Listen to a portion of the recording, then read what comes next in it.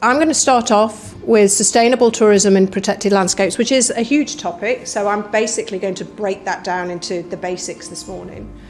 And Visit Britain states that sustainable tourism is minimising the environmental and social impacts by visitors and by businesses, whilst maximising the economic and the cultural benefits for the visitor, and the host community and the business. So from that, we have our three fundamental pillars of sustainable tourism. And it's knowing those three pillars that will help to simplify your journey of sustainability.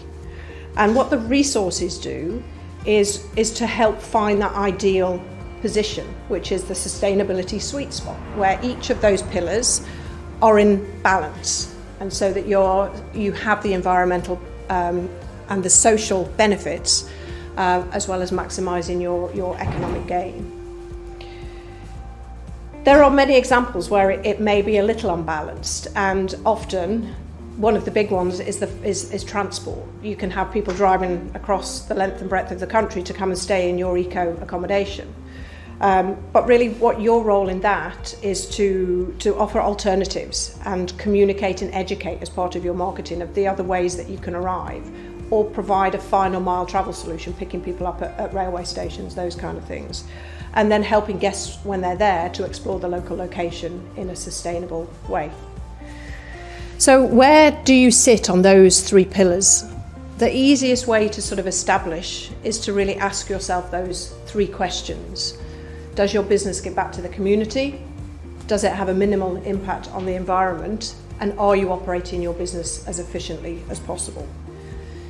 Sustainable tourism is definitely a two-way conversation, and it requires sustainable marketing communications to promote the actual business initiatives that you're taking. There's no point creating and developing new sustainable strategies if you don't market and communicate that. And fundamentally, and the resources are geared to this, it needs to save you money as well as reducing your carbon footprint. So as I mentioned, we're lucky to have Graham here. He's gold accreditation from Green Tourism, so he's balancing all of those three pillars admirably. So if you're coming along to the sustainability breakout session, we're going to dig into that, look at some of the challenges and look at how Graham's incorporated that into his business planning.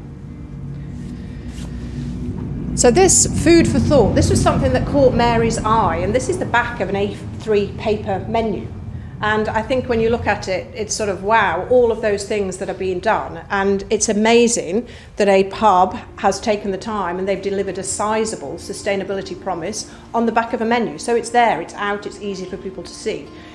But you don't have to throw the kitchen sink at it. You can, and I think this is part of the exercise, plan your business around the relevant sustainability changes you can make that positively impact your customers. So do what you have to do to be sound for your business and sound for your customers. You don't have to do everything, but you do need to do something. And it is amazing that you're probably doing a hell of a lot more than you think you are. And in the resources, we include links to the Green Tourism free 10-minute check, health check, so you can see what you're doing, and already you'll be able to pull out some of those and include them into your marketing. So we really hope that these resources help you with your business planning. It's not a bolt-on. Sustainable tourism needs to be an integral part of your business planning. It's not a one-size-fits-all, and the resources are not meant to be sort of belt and braces. It's really to help stimulate those sustainability conversations and to start the collaboration. So we really want to aid your discovery, understand your appetite for change, and to show you the practical steps.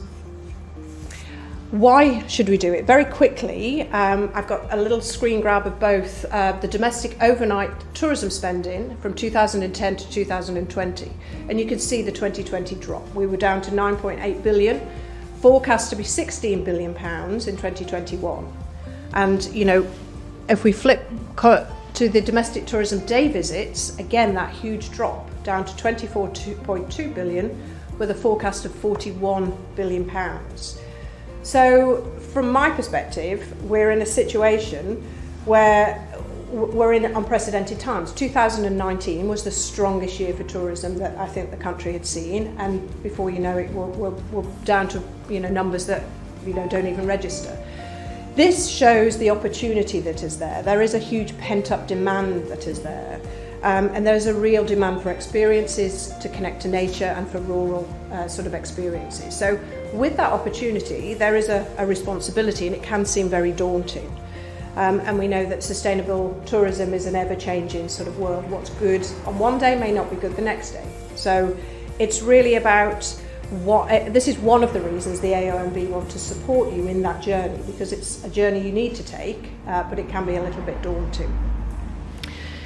Sustainability, definitely a global issue. I don't think we can avoid that. We know that increasingly consumers are starting to purchase from sustainable businesses. And it's a tricky one in the travel industry.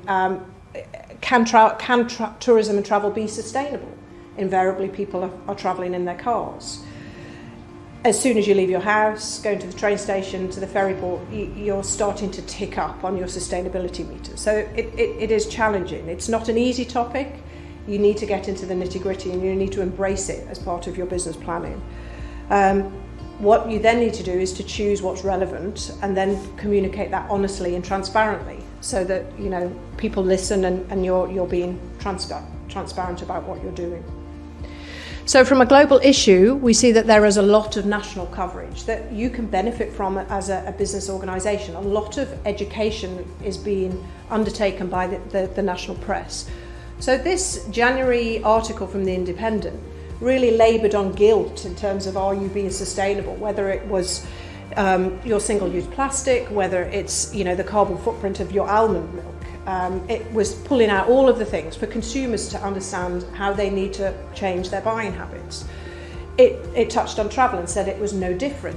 People are choosing holidays with different sort of thoughts and processes in their minds. So doing nothing, again, not an option when your consumers are demanding that you do something. But I really like this bit because it educated customers about spending money with local businesses, book a local guide, stay in an independent hotel, eating out locally instead of chains, those kind of things. So this positive messaging is there, and hopefully something that you can take advantage of. And close to home, again, we've talked about the Heritage Coast. We've got all sorts of relatively small stories, the first kosher eco hotel, Guardian coverage. So it is important that whatever you do, upsell and promote and share, and the media are looking for this kind of information.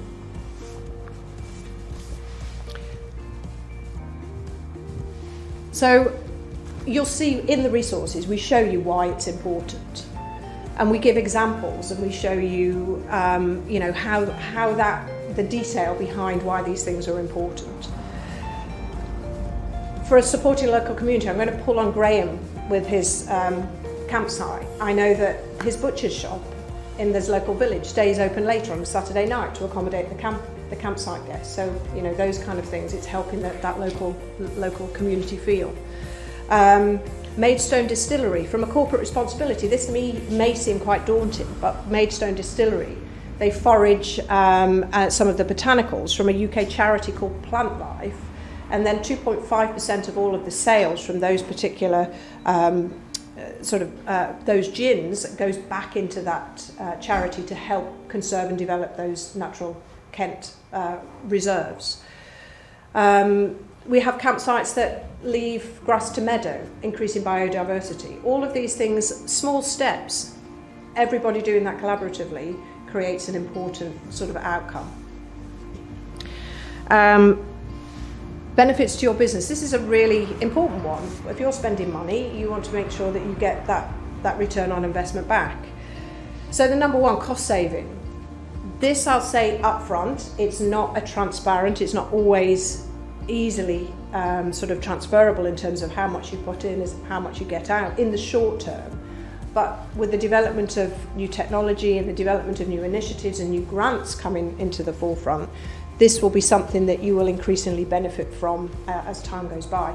But we'll be talking about that in detail in the breakout session. Another one here is wider collaboration with other businesses and suppliers. That's why connecting and getting to know your fellow businesses is really important. So the Pig Hotel in Canterbury, they have a 25-mile menu, so nothing on that bit of their menu comes from 25 miles outside of their location. So they're really getting to know their local producers and their local businesses. And I think the PR opportunities, if Rebecca and her team, they'll be delighted to hear from you and to share those stories and to share some of the initiatives that you're doing. So by being part of this, you create content, you create stories that you can hopefully share and receive additional PR. So dotted throughout, we have all of the case studies. These are just a few that we've touched on today. And we're delighted that those resources are there and up and running. It's just one of 3.